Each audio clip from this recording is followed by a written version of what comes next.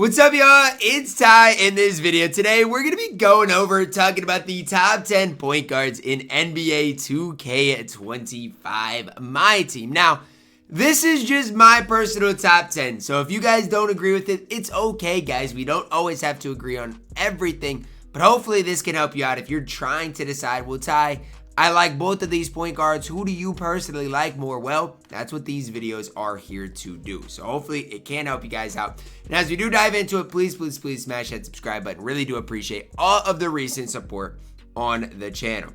Now we're going to start it off at number 10 with De'Aaron Fox. Some people really gas this card to the moon. For me, I like what this card does, but I don't think he's perfect. Now, why do I not think he's perfect? To me, it starts and ends with the defense. I think defensively, this card leaves a lot to be desired. You look at the defense, he does have a Hall of Fame glove, but he's only 6'3", and I feel like Fox's player build is never great. And so he needs a lot of the badges like Paint Patroller, Immovable, maybe Box Out Beast. His player build stinks, but offensively, he's a beast. He's got De'Aaron Fox base on quick, decent 3-ball, can obviously dunk the ball.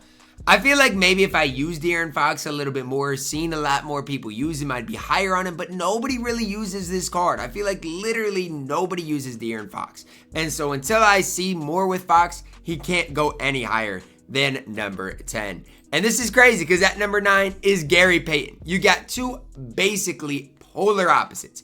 Gary Payton is going to play way better defense. Badge-wise, he's way better as well. And so I know people want to gas De'Aaron Fox, but I like Gary Payton more. He's got 11 Hall of Famers. He comes with hot spots from 4 to 5 places around the arc. Defensively, he's an absolute beast. I still think Gary Payton is underrated to this day. I do. He's got 95 speed, 99 perimeter, good interior. Sure, offensively, he's not going to be that good. But if you have a shooting guard that can, run the offense, who cares? Gary's going to play incredibly good defense. He's going to knock down shots. To me, I think Gary Payton's underrated. And a lot of people watching this probably like De'Aaron Fox more. But how? Like, Gary Payton is an absolute beast on both ends of the court, especially defensively. Probably maybe the best. He's not the best defensive point guard, but one of the best defensive point guards in the entire game. At my number 8, I feel like wherever you have Gary Payton, you've got to have Dwyane Wade. Now, they're different players. Dwyane Wade's going to be way better offensively. Gary Payton's going to be better defensively. It really is that simple, that easy. I like D-Wade's release more. He's going to get to the rim, attack the rim better than 95 driving dunk. Hall of Fame posterizer, playmaking badges better as well. So they are different cards, but I feel like both of them give you relatively the same thing. Again, defensively, Gary Payton's going to be better. Wade's a little better offensively. One thing about D-Wade, he used to always have like the best release in the game. And I feel like people get so caught up, including myself in that we forget like Wade's release this year is not horrible. It's not great, but it's not horrible. It's definitely usable. It's super easy to time, super easy to green. So I don't want people getting caught in the fact that like, oh, well, Wade, his release isn't as good as it has been in the past. Just because his release literally used to be one of the best releases in the entire game. So again, it's kind of tough to break it down any more than that. But for me, that's why I really like Dwyane Wade. I think his release is good. I think he's great attacking the rim. And defensively, he can play as well. At my number 7, we're plugging in Pink Diamond Tyler Herro.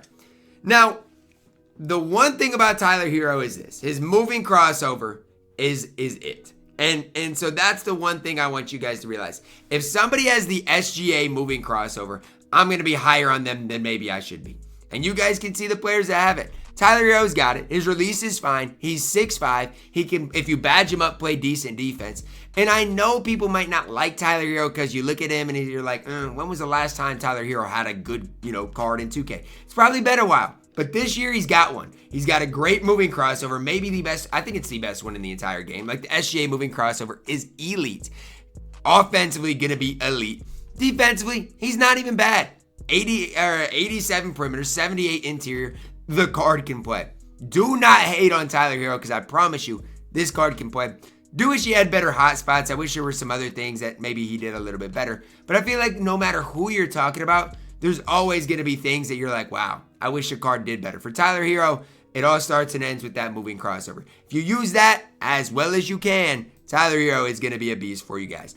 At my number 6, we're plugging in Pink Diamond Magic Johnson. He's such a weird card. And I think that's where I've got to start with Magic Johnson. He's such a weird card. He's such a card that you have to play a certain way with to get the most out of. Now, let's start with the bad part about Magic. Offensively, he's going to be limited, man. He's going to be limited. He's only got a 77 3 ball. Obviously, dunking the ball, he's okay, not great. Playmaking-wise, he's good, but like he's 6'9", so he can't really dribble the ball whatsoever. However, defensively, he's going to be a beast. And not even badge-wise, because yes, you have to apply a ton, but he's 6'9" with 82 interior, 85 perimeter, 93 speed. I wouldn't even have Magic guard ball. Put him on like a small forward. The one thing about him is his height you can't replace. You can't replace this 6'9" frame of Magic Johnson. He's going to, get rebounds. He's going to be able to do a lot of things for you, play lanes. I think he's underrated. Now, again, you have to know how to use him offensively. Use him as like a spot-up guy or a screener. That's where you're going to have the most success with Magic Johnson. Such a weird player. But just because he's weird doesn't mean he's bad. He's a weird player, but he's really good, especially if you know how to use him. Magic Johnson coming in at my number 6.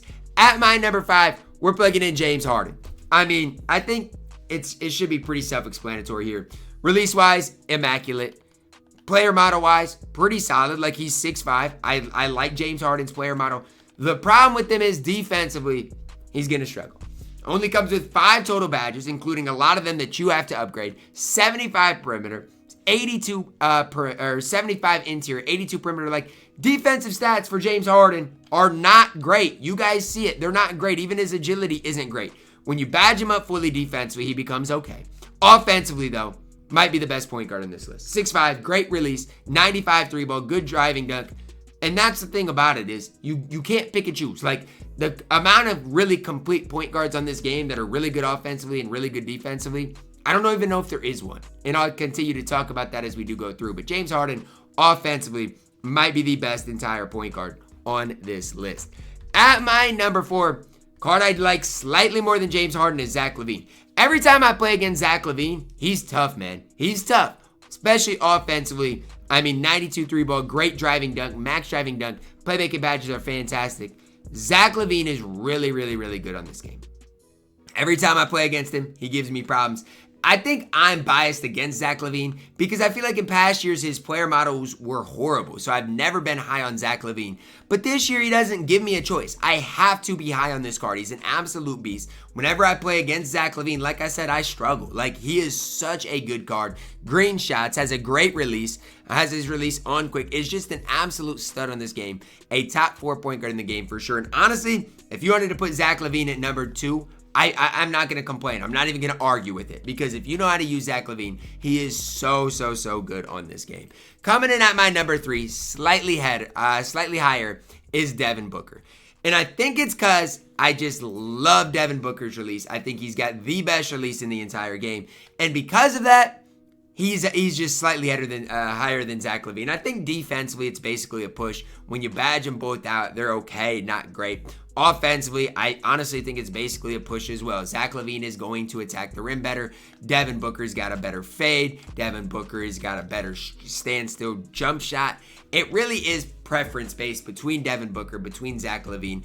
I don't even like, honestly, putting one higher than the other. You could have them tied at number 3 if you wanted to because both cards are really good. Both cards are cards that can compete at the very highest level. The problem is both cards are insanely expensive on this game. Coming in at my number 2, personal bias, I've got Shai Gilgeous-Alexander. But hear me out. When you look at SGA compared to Devin Booker or Zach LaVine, a lot of people are like, Ty, stat-wise, it's not even close. It's not even comparable. He is not that level. However, I want you guys to look at deeper into it. Shai has hot spots from 4 to 5 plays around the arc. Shai has more Hall of Famers. I know a lot of them are playmaking, but just more total Hall of Famers. Shai's defense is really solid. I'm not going to say it's perfect, but it is really solid. Hall of Fame glove interceptor is helpful as well. And I'll take SGA's release up there with the best of them. I don't think that he's quite as good, but I think it's definitely up there with the best of them. Has that Shai moving crossover, which is immaculate. His standstill jump shot is so good. I really do like SGA on this game. I got him in that in the Halloween event and never really looked back. He's been my point guard since then and will continue to be my point guard. There's no reason for me to change anything. Shai is so good on this game, so elite. Definitely a card like if you are, if you've got SGA, he can play for forever. Literally forever. There's no need to ever replace this card. He is that good in this game. SGA coming in at my number 2. At my number 1, we're playing in Galaxy Opus Sidney Moncrief. And I know a lot of people aren't going to like that I do this. And I'm willing to talk about it. I do not think there's a better point guard in the game than Sidney Moncrief. Why? He's 6'4".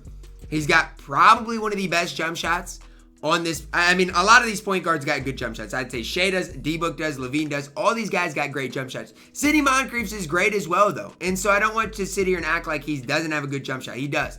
Now, the bad part about Sidney Moncrief is this. He's got a 76 3 ball. That's the worst part about this card is that 76 3 ball. Everything else is solid. 85 driving dunk. Good playmaking. Defensively, an absolute stud. Look at all the defensive badges he has. I mean, that's why he's my number 1 is because he is by far and away, and this is why I can't hype up Gary Payton too much. Sidney Moncrief is better on the defensive side of the ball than Gary Payton. And offensively, because of his release being so good, he's better as well. 16 Hall of Famers.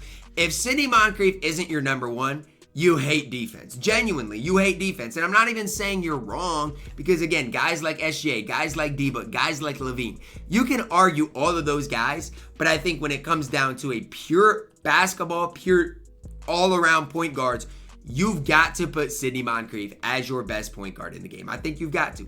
That's going to wrap it up for my top 10 list today. Some cards that you could obviously still be running. Tyrese Halliburton is good, like Diamond Gary Payton is good. Diamond, there's DeJounte Murray is good. But top 10s, you got to be pretty stout on who makes it. So if you don't see your favorite point guard or the point guard you're running, doesn't mean they're bad. The top 10 is just elite right now. That's going to wrap it up for our video. Drop a like on it, guys. Subscribe if you're new. And as always, man, I love you guys. Have a blessed day.